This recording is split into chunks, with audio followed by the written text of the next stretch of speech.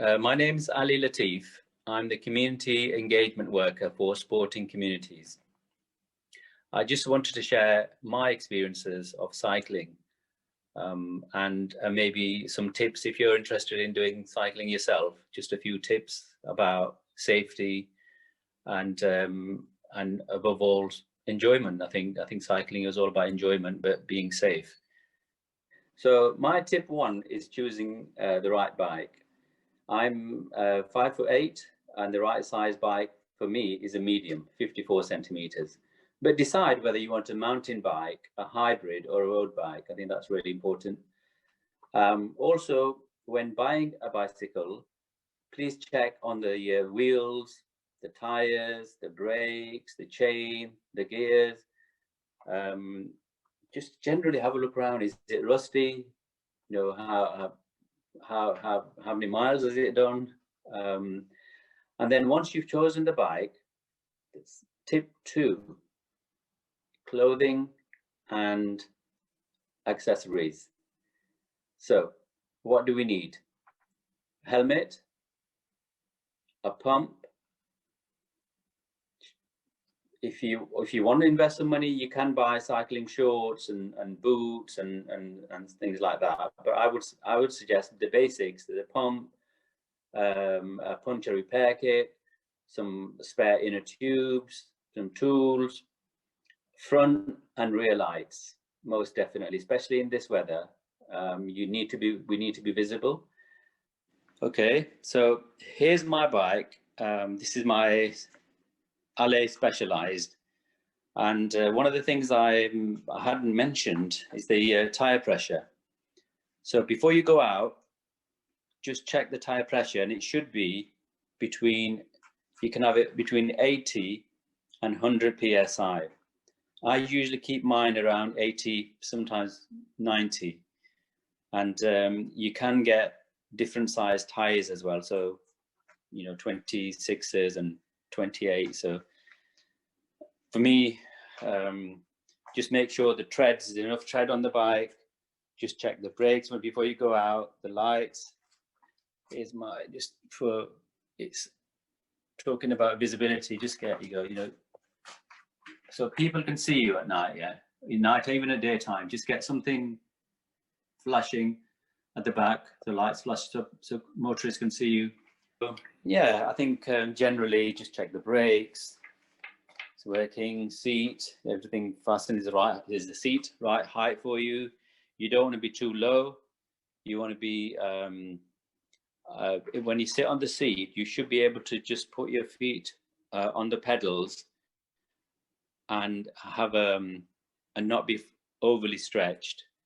A small pump that attached to the bike, and then also invested in a larger pump. It gives you what it is, PSI. So I usually, like I said, I usually keep it between 80 and 100. Okay. Spare inner tube, carry that with you when you go. A few tools to adjust your seat or things, and a decent helmet worth it, protects your computer up there in your skull. Gloves for summer or winter, you know, you can quite useful. And if you want to be serious about cycling, then you, like I said, you can buy cycling pants that are padded. Because first time I got on the bike and thinking, this seat is too hard. How am I going to manage an hour on there, or 45 minutes or 2 hours? But you can buy padded cycling shorts. Is they do work wonders. In the winter, like I said, in the winter it's cold, it may be wet.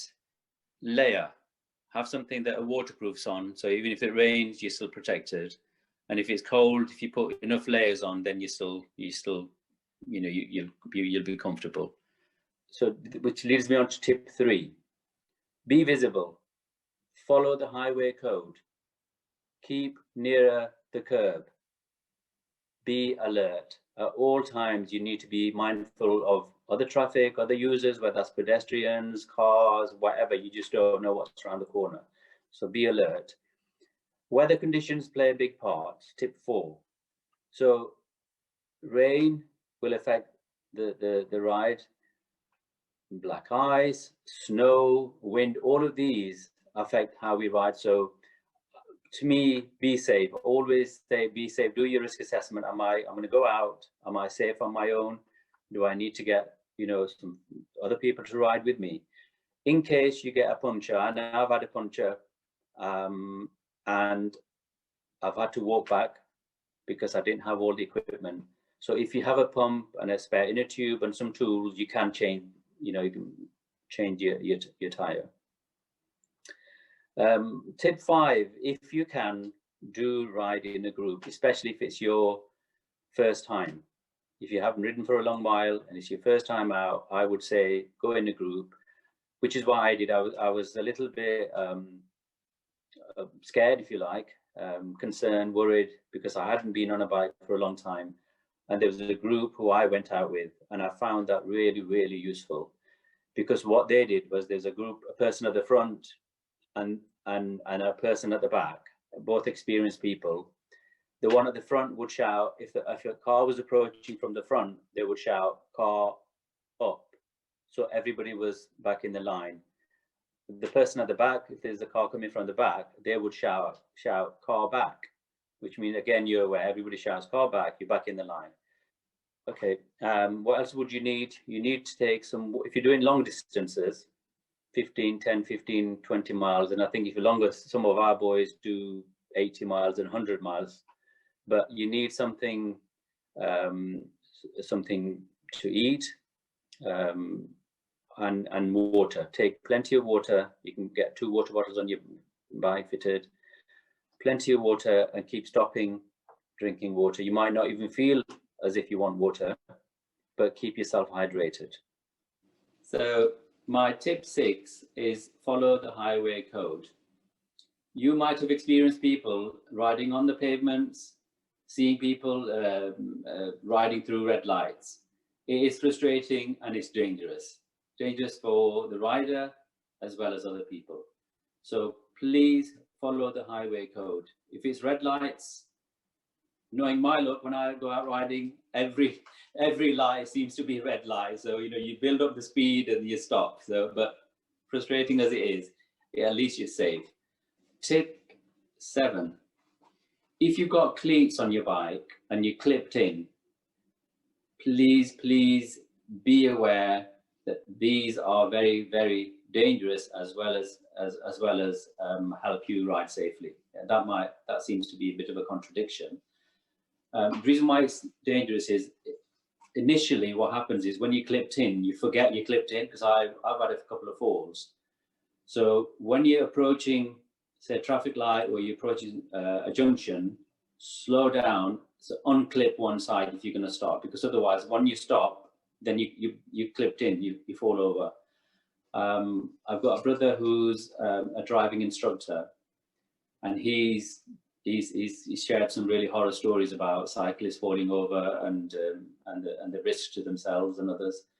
So that's tip 7. If you have a cleat, if you clipped in, please practice clipping out. Yeah, and just before you slow down and you stop, clip out, so you've got one foot you can use. I hope you've enjoyed my sharing my tips. Like I said, I'm a beginner myself. I'm no experienced rider, although I've been riding on and off for the last 6 months. It is enjoyable in the right weather, in the right company, even in the cold weather. If you're layered, then you'll still enjoy the ride. There's a couple of things I wanted to share as regards cycling and the kind of support you can get. So you can look at the cycling clubs in Derby or elsewhere. There are many clubs, and they'll support whatever support you need.